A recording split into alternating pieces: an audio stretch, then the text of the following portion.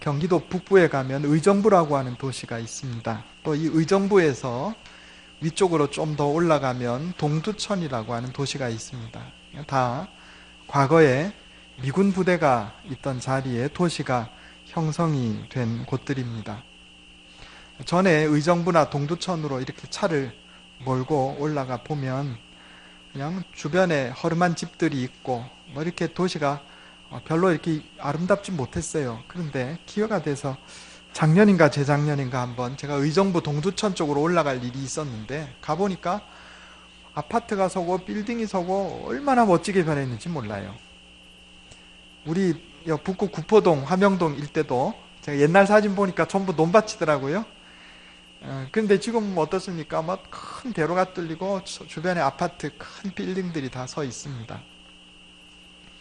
오늘 우리가 기생라합에 관한 본문을 읽었는데 기생하니까 생각이 나는 이야기가 있습니다. 전에 한번 말씀드렸던 것 같기도 해요. 어떤 목사님 설교하실 때 본인이 겪은 이야기를 하셨어요. 유명한 목사님입니다. 미국에 부흥 집회를 가셨는데 가서 예배를 인도하시고 말씀을 전하시는데 어느 여자 집사님이 맨 앞에 앉아서 예배 드리는 내내 종이를 울더라는 겁니다. 계속 울더라는 거예요. 그래서 처음에는 내가 뭘 잘못했나 이런 생각하시다가 보니까 은혜 받으면서 우시는 것 같아요. 예배 마치고 집사님하고 잠깐 얘기할 기회를 가졌는데 그 여자 집사님 하시는 말씀이 목사님 저 동두천 출신입니다 그러더라는 거예요. 그래서 목사님이 친정이 동두천에 있는 모양이죠. 그러니까 이 여자 집사님 하시는 말씀이 아니 목사님 그게 아니고 제가 옛날에 동두천에서 일했습니다 그러는 거예요. 동두천에서 미군 대상으로 하는 술집에서 일하다가 좋은 미군을 만나가지고 그 미군하고 결혼해서 미국으로 시집 온 경우입니다. 제가 제 친구 목사님, 친구기도 하고 친척이기도 하고 어제 그래 됐는데 우리 친구 목사님이 미국에서 담임 목회를 하시는데 그 미국 중부 지역이에요.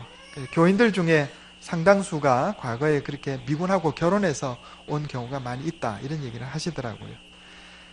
그 이제 이분 얘기를 들어보니까 동두천에서 술집에서 일을 하다가 좋은 남자 만나서 좋은 미군 만나서 미국으로 시집을 왔는데 막상 미국에 와 보니까 시부모님들이 보니까 대충 짐작이 가잖아요. 그러니까 며느리 대하는 게 떨떠름한 겁니다. 막 그건 어떻게 참고 견디겠는데 그 좋던 신랑이 미국에 와서는 조금 지나고 나니까 그 좋던 신랑이 마음이 변해가지고 바람을 피기 시작하는 거예요. 그러니까 혼자 먼 이국 땅에 와서 말도 잘 안 통하고 그저 남편 혼자 보고 사는데 바람피니 얼마나 마음이 괴롭습니까? 그래 한 몇 년 그러다가 이 여자 집사님이 나 이제 죽어야 되겠다. 창고 대들보에 목을 메고 죽으려고 그러는데 죽으려고 하는 직전에 어릴 때 성탄절날 교회 가서 연극하던 생각이 나더라는 거예요.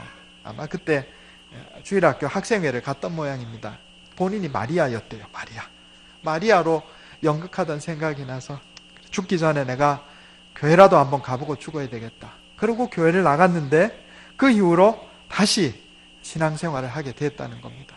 그래서 마음 고쳐먹고 시부모한테도 잘하고 남편한테도 잘하고 그저 떨떠름하게 봐도 사람 취급 안 해도 남편 바람 펴도 그저 예수님만 바라보고 잘 섬겼더니 몇 년 지나고 나니까 이제 시부모님이 말도 걸고 사람 대우를 해주더라는 거예요. 그리고 한 번은 시부모님이 남편을 부릅니다. 그리고 아들을 야단치기를 너는 이렇게 천사같이 귀한 아내 얻어다 놓고 네 혼자 밖에 나가서 그래 바람 피려면 너 집 나가라. 너 나가서 네 혼자 살아라. 우리 집에 들어오지 마라. 너 내 아들 아니다. 이래 했다는 거예요. 그러니까 신랑이 회개하고 돌아와서 화목한 가정 이루고 잘 살고 있다 하는 거죠. 그 생각을 하니까 한국에서 목사님 오셔서 부흥 집회 한다 하고 그 말씀을 듣다 보니까 그 생각이 나서 눈물이 안 날 수 없었다. 그런 이야기를 하는 것을 제가 들었습니다.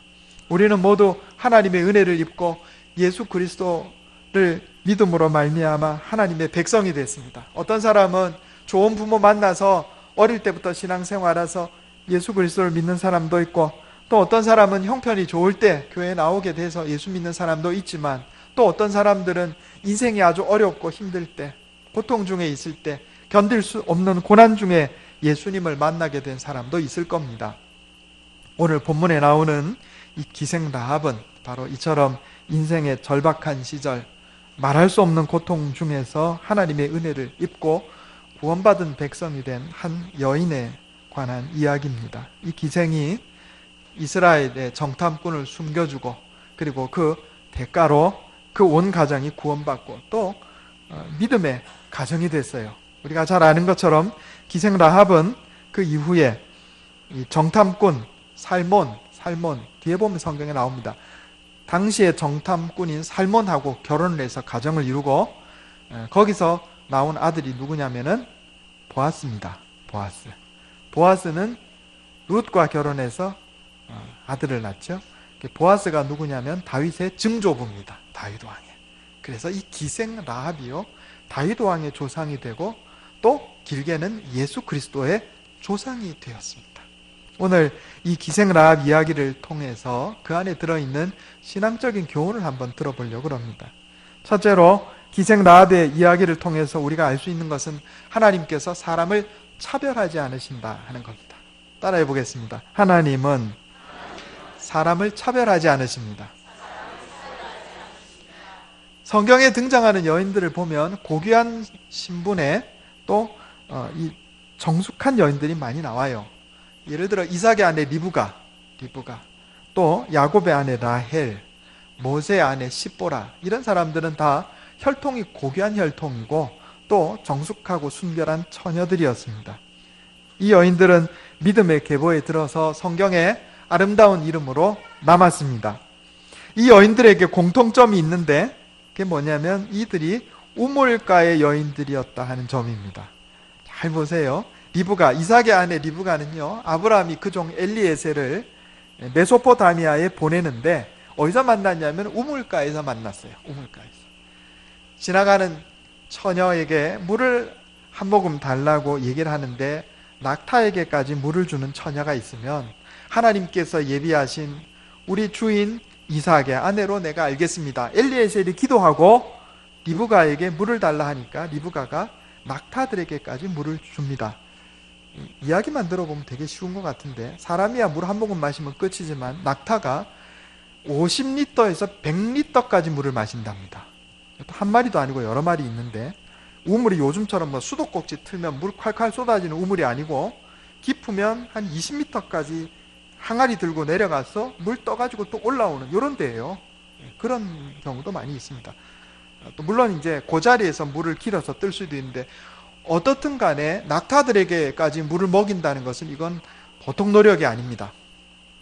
50리터라고 하면 생각해보면 우리가 2리터짜리 물통 6개 달린 거 12리터잖아요. 2개 하면 24리터. 요건 4개입니다. 그죠? 낙타가 한 마리가 아니고 여러 마리 있었단 말이에요. 이거 한번 생각해 보세요. 물 길어가지고 물 먹이는 거. 훌륭한 성품, 고귀한 혈통, 훌륭한 성품, 순결한 처녀였어요. 야곱은 형 에서를 피해서 도망해서 삼촌이 사는 지역으로 도망을 했는데 우물가에서 라헬을 만납니다.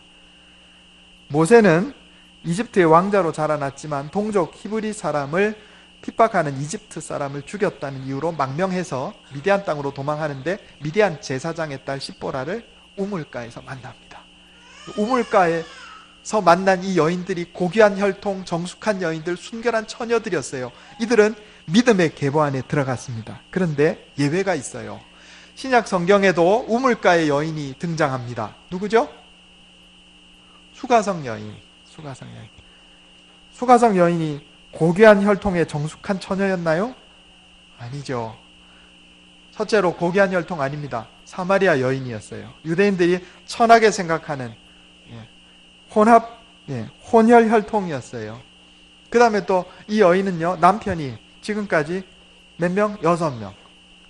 그 동네 사람 부끄러워갖고, 너무 부끄러워서 아침 일찍 물길로 못 나오고 12시 아무도 안 나오는 해가 쨍쨍 내리쬐는 정오에 물길로 나왔던 여자가 수가성 여인입니다.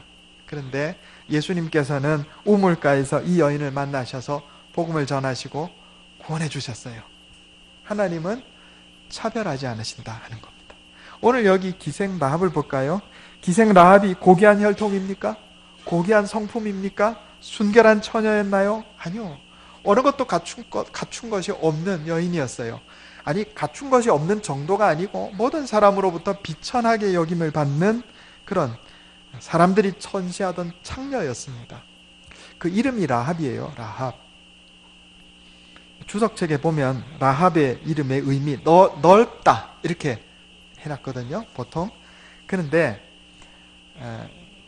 자세히 봐야 됩니다. 이 라합이라는 이름의 뜻은 넓다 이런 뜻도 있지만 교만하다 이런 뜻도 있어요. 그리고 또 이 라합이라는 이름이 무엇에 사용되냐면 성경에 나오는 괴물 이름이 라합입니다. 바다 괴물 라합, 욥기에 보면 나옵니다. 또 이집트의 나일강에 사는 악어를 라합이라고 불렀습니다. 라합. 그러니까 보통 우리가 라합 그러면 넓다란 뜻이로구나. 훌륭한 사람이니까, 믿음의 여인이니까 사람이 마음이 넓었나 보다 이렇게 생각하기가 쉬운데 그게 아니에요. 한번 생각해 보세요. 이 라합의 직업이 뭐였어요? 창녀였어요. 창녀, 기생. 기생도 우리가 많이 좋게 부른 거예요. 창녀였어요. 창녀인데 이름의 뜻이 뭐예요? 넓다. 넓다는 얘기가 뭐예요? 해프다는 뜻이에요. 해프다는 얘기. 그죠? 그 다음에 교만하다. 그 다음에 바다 괴물, 악어. 악어의 특징이 뭔지 아세요? 악어의 특징. 악어는요, 한번 물면 놓질 않습니다. 제가 동물의 왕국 잘 보는데 악어는요, 한번 꽉 물면 절대로 안 나요. 그리고 딱 물고 물속에서 한 바퀴 돕니다. 악어가 휙 돌아요. 그러면 딱 물은 부위가 떨어져 나갑니다. 짐승에. 아주 무서운 짐승이 악어예요. 한번 생각해 보세요. 직업이 기생이에요. 창녀예요. 넓다, 해프다, 한번 물면 놓지 않는다. 여러분이 얼마나 더럽고 수치스러운 이름이에요. 이게 기생 라합의 본질입니다. 그런데 바로 이런 여인이 하나님의 은혜와 사랑을 입어서 구원받은 백성이 되었다 하는 겁니다. 하나님은요, 신분을 차별하지 않으세요. 하나님은 우리의 신분도 차별하지 않으십니다. 하나님께서 은혜를 베풀어 주시면 그 어떤 신분의 사람, 어떤 처지에 있는 사람이라도 다 구원받고 복을 받는다 하는 겁니다. 오늘 본문 말씀을 통해서 기생 라합에게 어떤 하나님의 은혜가 임했는가 한번 살펴보도록 하겠습니다. 첫째로 정탐꾼들이 기생 라합에게 들어간 것이 하나님의 은혜였습니다. 따라해 보겠습니다. 정탐꾼들이 기생 라합에게 들어간 것이 하나님의 은혜였습니다. 여호수아 2장 1절 한번 읽어보겠습니다. 여호수아 2장 1절.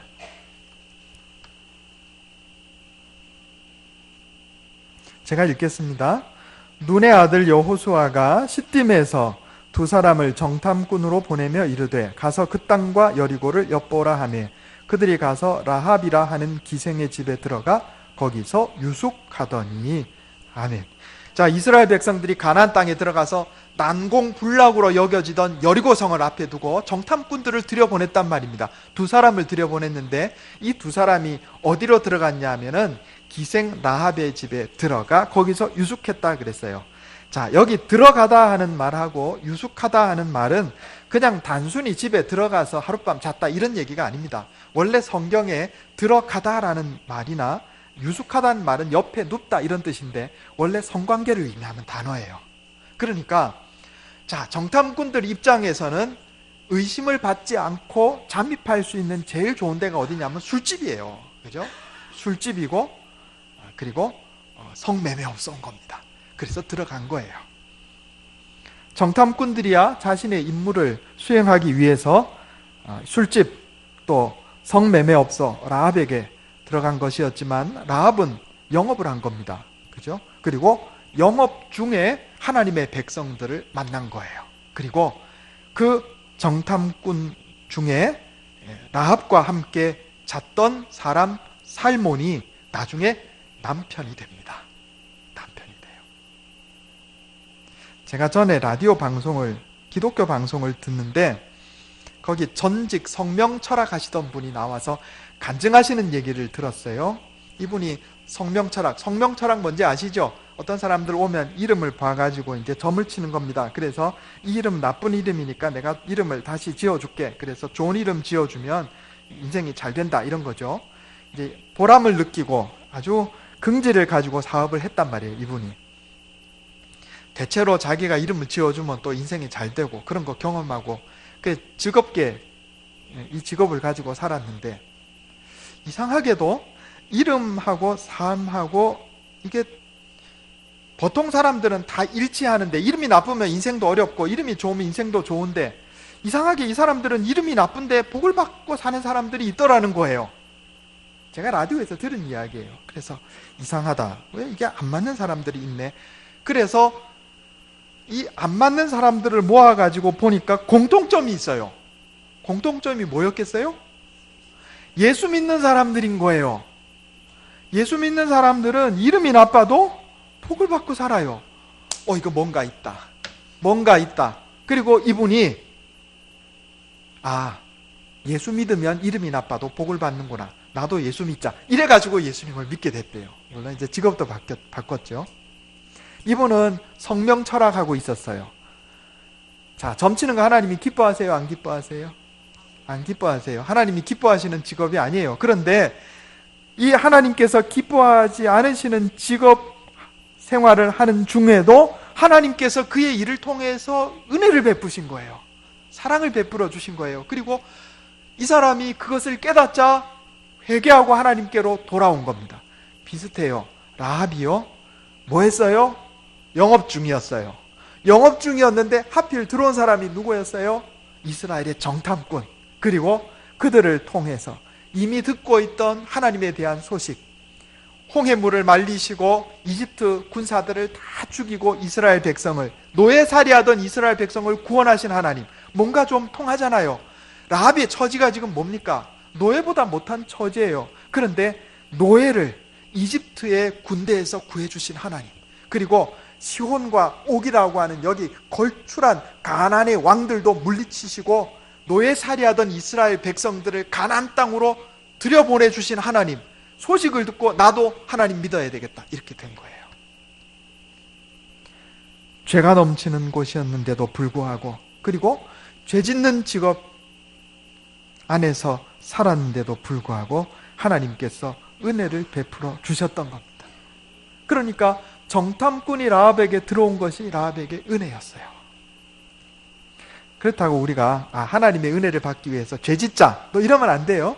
그러면 안 되지만 죄 짓는 자리에서도 여전히 하나님께서 우리를 사랑하시고 은혜를 베풀어 주셨다 하는 겁니다.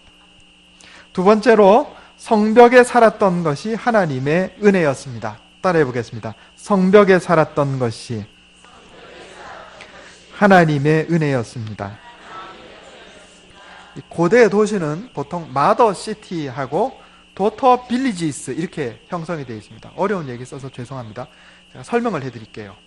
먼저 성벽으로 둘러싸인 성읍이 있어요. 아주 견고한 성읍이 있고, 그리고 이 성읍 주변에 많은 마을들이 형성이 되어 있습니다. 성경에 이걸 뭐라고 그랬냐면은 이 성벽, 견고한 성 주변에 있는 마을들을 딸들이다 이렇게 불렀어요. 성경에 보면 예루살렘과 그의 딸들아 너희에게 임할 재난을 두고 울라, 뭐 이런 표현들이 있어요. 그게 무슨 얘기냐면 예루살렘 성 안에 사는 여자들을 얘기하는 게 아니고, 예루살렘이라고 하는 모 성이 있고, 어미 모자 써서 모 성이 있고, 이 예루살렘 성에 부속된 위성 마을들, 수많은 마을들을 딸들이라 이렇게 부른 거예요.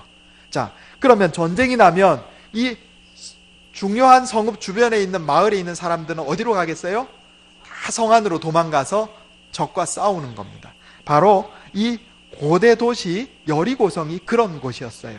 그런데 여리고성의 또 하나의 특징이 뭐냐면 이중 성벽이었습니다. 성벽이 한 개만 있는 게 아니고 성벽이 두 개, 그 사이에 공간이 있었어요. 이거를 전문용어로 케이스메이트 성벽이라 이렇게 부릅니다.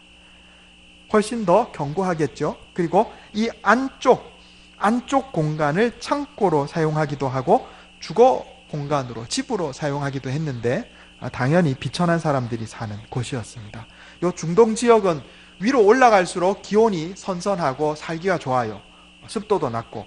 내려올수록 기온이 높고 습합니다. 그래, 성은요, 성의 성체, 성 안에 성체 건물에는 영주가 살든지 왕이 살고, 그 주변은 귀족들이 살고 신하들이 살고, 성벽 가까이 사는 사람들이 천민입니다. 그런데 기생이니까 당연히 어둡고 습하고 덥고 좋지 않은 주거 공간에서 살았던 겁니다. 그런데 이게 은혜였어요. 왜냐하면 성벽에 살았기 때문에 성벽에 나 있는 창문으로 이스라엘 정탐꾼들을 탈출시킬 수 있었던 겁니다. 라합이 여호수아가 보낸 2명의 정탐꾼들을 숨겨주고 또 탈출시킬 수 있었던 것은 이 궁색한 주거 지역에 있었기 때문에 그렇다 하는 겁니다. 사랑하는 구남교회 성도 여러분, 내가 지금 사는 나의 삶이 여러 가지 악조건으로 가득하다고 생각하십니까? 그런데 그 안에 하나님의 은혜가 있습니다. 그리고 그 하나님의 은혜를 붙잡는 것이 믿음입니다. 여러분, 이 라합만큼 궁색한 형편에 있는 분 혹시 있으세요? 여러분, 이 안에 하나님의 은혜가 있다니까요. 사랑이 일방적인 것이 아니고 두 사람과의 관계인 것처럼 믿음도 두 사람과의 관계입니다. 하나님께서 은혜와 사랑을 베풀어 주시면 거기에 응답할 때, 믿음으로 응답할 때 이것이 온전한 신앙이 되는 거예요. 기생 라합은 하나님의 사랑과 은혜가 임했을 때 기회를 놓치지 않고 그것을 잡았습니다. 믿음으로 응답했어요. 그래서 복받은 여인이 되었습니다. 자, 라합이 어떻게 응답했는지 한번 살펴보려고 그럽니다. 첫째로 라합은 모험으로 응답했습니다. 따라해 보겠습니다. 믿음은 모험입니다. 라합은 모험을 했어요. 어떤 모험을 했어요? 정탐꾼을 숨겨주는 모험을 했어요. 잘못해서 잡히면 어떻게 돼요? 죽을 수도 있는 겁니다. 그죠? 그런데 모험을 했어요. 불신 세상에서 빠져나와 예수 그리스도를 믿고 하나님의 백성으로 사는 것은 모험입니다. 제가 전에 서울에서 교육전도사 할 때 같은 교회 부목사님으로 섬기시던 목사님이 인천으로 담임 목회를 나가셨어요. 그런데 교회가 형편이 좀 어려워서 교육전도사를 모실 형편이 안 되는데 중고등학생이 있는 거예요. 그럼 어떡합니까? 목사님이 저한테 SOS를 청하셨어요. 김 전도사, 주일이야 교회 가서 봉사하겠지만 토요일에 학교도 안 나가는데 미안하지만 우리 교회 와서 중고등학생들 좀 가르쳐주면 좋겠다, 이렇게 얘기를 하시는 거예요. 그래서 제가 갔죠. 뭐 사례비 이런 거 없이 그냥 갔어요. 토요일에 5-6명 중고등학생들 붙들고 아이들 가르쳤습니다. 말씀을 가르쳤어요. 몇 달을 가르치고 나니까 그 중에 남학생 1명이 와서 제게 고백을 합니다. 고등학교 1학년짜리인가 그랬어요. 목사님, 사실은 제가 일진이거든요. 그러더라고요. 일진이 뭔지 아세요? 학교 안에 있는 폭력 조직이 일진입니다. 일진에 소속돼 있는데 제가 일진에 있으면 안 되겠죠? 그러는 거예요. 그래서 제가 하나님께서 너 일진에 소속돼서 애들 때리고 돈 뺏는 거 절대로 기뻐하지 않으신다. 너 나와야 된다. 그러니까 몇 주 후에 그 학생이 저한테 와서 얘기해요. 전도사님, 저 일진에 탈퇴했어요. 그러더라고요. 얼마나 이쁜지. 그렇게 이쁘더라고요. 그래. 그런데 너 애들이 너 괴롭히지 않대. 그러니까 몇 대 맞았어요. 그러더라고요. 몇 대 맞고 끝나지 않았겠죠. 아마 훨씬 두들겨 맞았을 겁니다. 그런데 이 친구는 모험을 한 거예요. 뭐 했어요?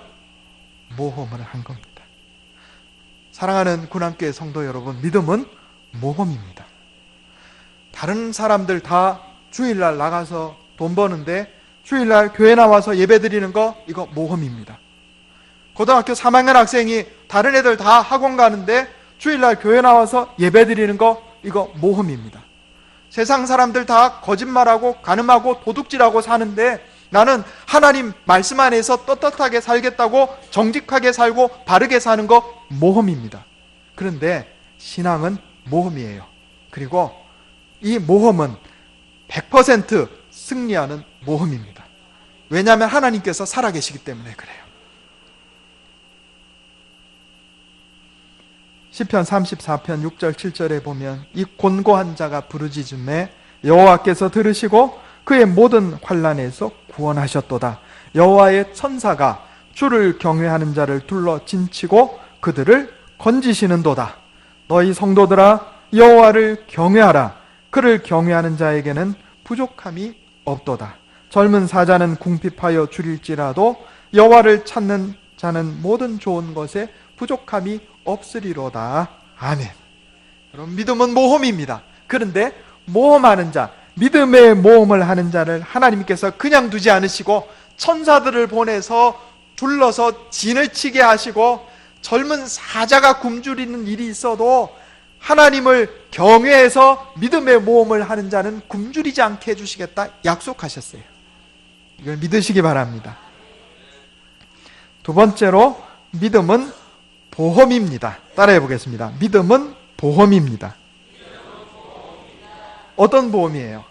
영생 구원 얻는 보험. 지금 기생 라합은 보험을 들은 거예요. 하나님께 돌아옴으로, 이스라엘의 협조함으로 보험을 얻은 겁니다. 여리고성이 승리할 경우에 라합은 그저 약간의 의심을 받는 것 외에는 특별한 피해가 없습니다. 그러나 이스라엘이 승리할 경우에 라합은 대박입니다. 제가 전에 파스칼 아시죠? 파스칼은 철학자이기도 하고 수학자이기도 하고 신학자이기도 한 사람입니다. 이 파스칼이 쓴 팡세라는 책에 이런 얘기가 나와요. 믿음은 도박이다, 내기다, 이런 얘기 한번 말씀드린 적 있어요. 기억나세요? 예. 하나님께서 계시다는 사실을 전제하고 믿음 생활 잘하고 살았어. 그죠? 어떤 사람이. 그런데 죽고 나니까 하나님이 없어. 이번 어떻게 된 거예요? 손해본 거예요? 별로 손해본 거 없어요. 그죠? 정직하고 바르게 살았으니 됐죠. 그런데 하나님이 죽고 나니까 하나님이 계셔, 진짜로. 그러면 이 세상 살면서 믿음 생활한 게 어떻게 되는 거예요? 대박 난 거죠. 천국에 가는 거니까. 반대로 하나님이 안 계시다 생각하고, 하나님 안 계셔, 하나님이 계시지 않다고 전제하고 살았어. 마음대로 살았어. 허랑방탕하고 악을 행하고 죽고 보니까 하나님이 진짜로 안 계셔. 뭐예요? 본전이에요. 그런데 죽고 나니까 하나님이 계셔. 어떻게 된 거예요? 쫄딱 망한 거죠. 자, 그러면 하나님이 계시다는 사실을 전제로 하면 본전이든지 대박나든지, 하나님이 안 계시다는 것을 전제로 하고 살면 본전이든지 쫄딱 망하든지, 자, 하나는 본전이든지 대박나든지, 하나는 본전이든지 쫄딱 망하든지, 어느 쪽으로 가겠어요? 어느 쪽으로 가시겠어요? 대박나든지 본전이든지, 이게 정상이잖아요. 그러니까 파스칼이 그럽니다. 그러니까 본전이든지 대박나는 쪽으로 살아라, 예수 믿고 살아라, 이렇게 대답했다고요. 파스칼이 팡세에 그렇게 써놨어요. 여기 라합은 지혜로운 여인입니다. 본전이든지 대박나는 쪽으로 택한 거예요. 그죠? 그러니까 믿음은 보험입니다. 보험. 우리 다 보험 들잖아요. 건강보험도 들고 자동차 보험도 들고. 그것만 들 게 아니고 내세를 생각해서 영생 얻는 보험도 들어야 되지 않겠습니까? 그러니까 믿음은 보험이에요. 다시 한번 해보겠습니다. 믿음은 보험입니다. 예.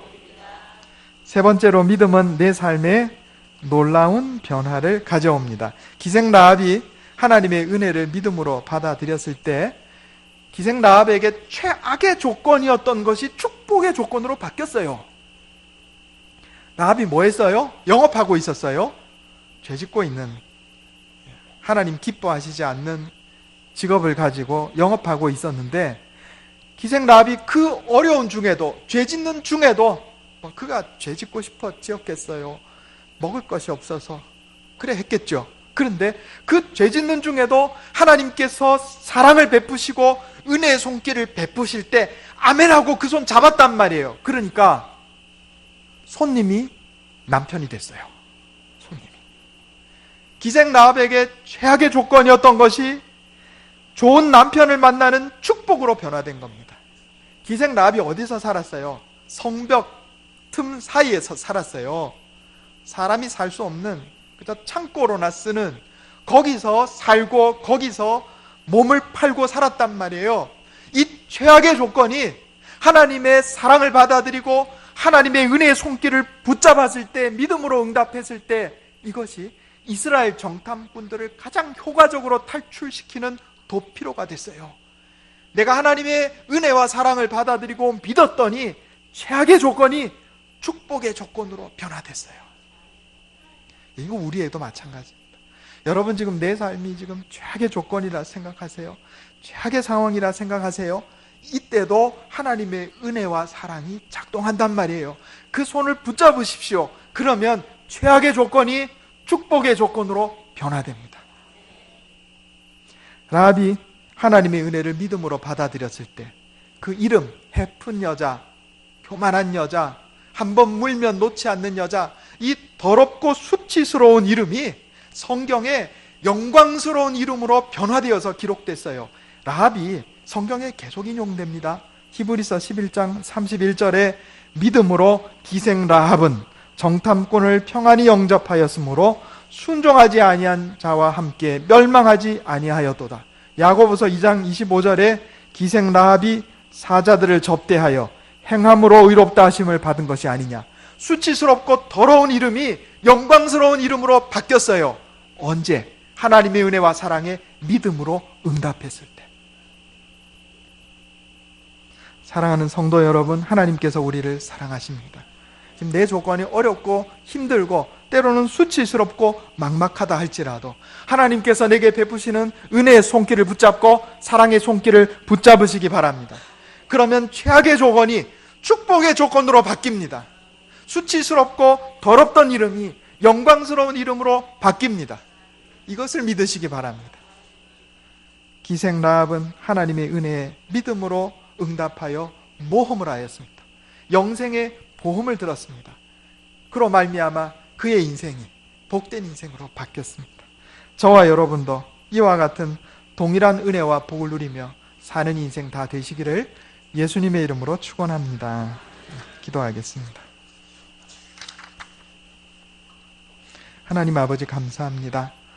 하나님 우리를 사랑하시되 차별하지 않으시고 신분을 차별하지 않으시고 직업을 차별하지 않으시고 선악을 차별하지 않으시고 은혜와 사랑을 베풀어 주시니 감사합니다. 하나님, 하나님의 은혜와 사랑의 손길을 뿌리치지 말고 기생 라합처럼 붙잡아 믿음으로 응답하는 자 되게 해 주시옵소서. 아버지 하나님, 기생 라합이 믿음으로 하나님의 은혜에 응답하였을 때 최악의 조건들이 축복의 조건으로 바뀐 것을 보았습니다. 비참한 인생 가운데서 좋은 남편 만나게 해 주셨습니다. 궁색한 옹색한 형편 가운데서 정탐꾼의 탈출로가 되게 하셨습니다. 하나님, 우리가 믿음으로 모험을 하며 믿음으로 보험을 들 때 그 믿음이 내 삶에 놀라운 변화를 가지고 옴을 깨닫게 해주시니 감사합니다. 하나님, 우리의 어렵고 힘든 형편을 주님 앞에 아뢰오니 내가 주님의 은혜와 사랑에 믿음으로 응답하오니 하나님 내 삶을 변화시켜 주시고 복을 내려 주시옵소서. 기생 라합이 받았던 놀라운 축복을 저도 누리며 살게 하여 주시옵소서. 감사드리며 예수님의 이름으로 간절히 기도하옵나이다. 아멘.